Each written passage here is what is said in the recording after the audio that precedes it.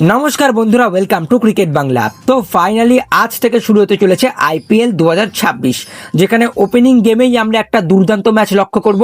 একদিকে রয়েছে royal Challengers Bangalore, depending champions, উল্টো দিকে সানরাইজার্স হায়দ্রাবাদ, যাদের ব্যাটিং দেখার জন্য ফ্যান্সরা এক্সাইটেড থাকে। তো এই ম্যাচটা নিয়ে আলোচনা করব।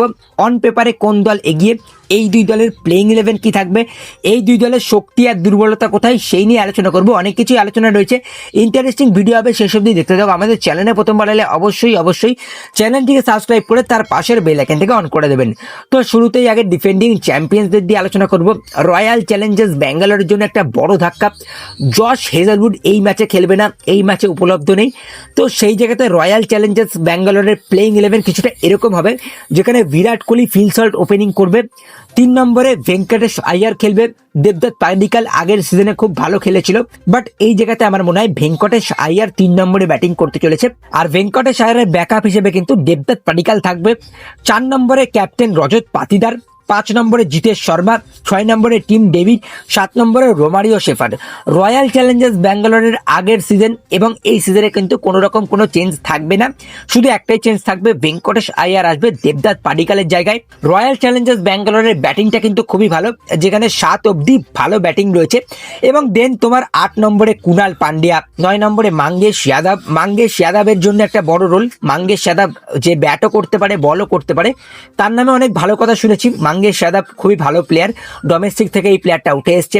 তো নজর থাকবে মাঙ্গেশ যাদবের দিকে, এই ম্যাচে কি করবে, যেখানে মাঙ্গেশ যাদবের পরে 10 নম্বরে শ্রেয়াস শর্মা, 11 নম্বরে ভুবনেশ্বর কুমার এবং ইম্প্যাক্ট প্লেয়ারে থাকবে জ্যাকব দাফিন। এবং সেই জায়গাতে কিন্তু রাশিক সালামদারও খেলতে পারে, যদি রয়্যাল চ্যালেঞ্জার্স ব্যাঙ্গালোরের এক্সট্রা ব্যাটিং দরকার হয়। সেই জায়গাতে তারা ভেঙ্কটেশ আয়ারকে বসিয়ে জ্যাকব বাথেলকে দিয়ে স্টার্ট করিয়ে রাশিক সালামদারকে ইম্প্যাক্টে রাখতে পারে।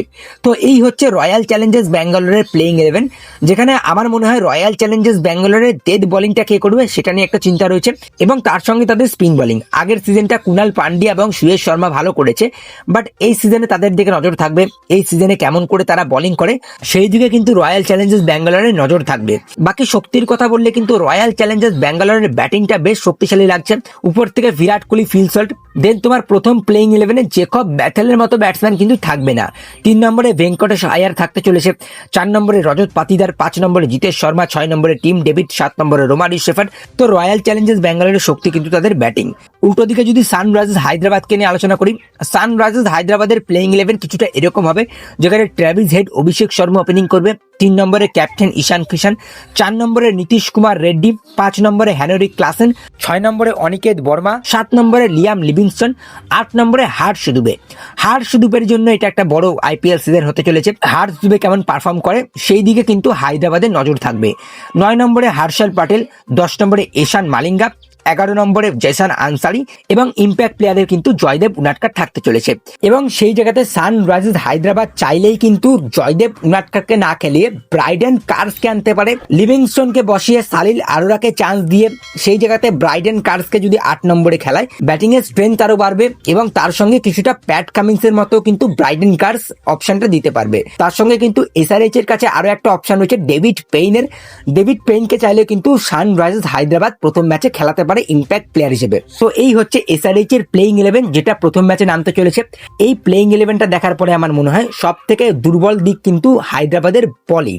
হায়দ্রাবাদের spin bowling, mainly Zeeshan Ansari, Harsh Dubey, তারা কিরকম করে বোলিং করছে এবং লিয়াম লিভিংস্টন সে কিরকম করে বোলিং করছে সেদিকে নজর রাখবে হায়দ্রাবাদ। এবং হায়দ্রাবাদের স্ট্রেংথ তো আমরা জানি, তাদের ব্যাটিং, যেখানে ট্র্যাভিস হেড, অভিষেক শর্মার দিকে নজর রয়েছে ক্যাপ্টেন ঈশান কিষানের দিকে, নজর থাকবে হেনরিক ক্লাসেনের দিকে। তবে আমার পার্সোনালি নজর থাকবে নীতিশ কুমার রেড্ডি এবং অনিকেত ভার্মার দিকে, তারা কেমন ভাবে হায়দ্রাবাদের মিডিল অর্ডারটা সামলে রাখে। এবং তার সঙ্গে নীতিশ কুমার রেড্ডি কিন্তু এই সিজনে বলও করতে চলেছে।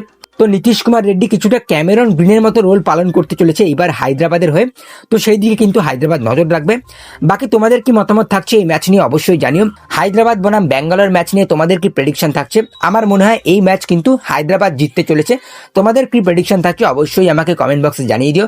ভিডিওটা ভালো লাগলে লাইক করে দিও, শেয়ার করে দিও। আমাদের চ্যানেলে প্রথমবার হলে চ্যানেলটিকে সাবস্ক্রাইব করে তার পাশের বেল আইকনটিকে অন করে দিও। তো চলো গাইজ, এই ভিডিওতে এই পর্যন্তই, টাটা।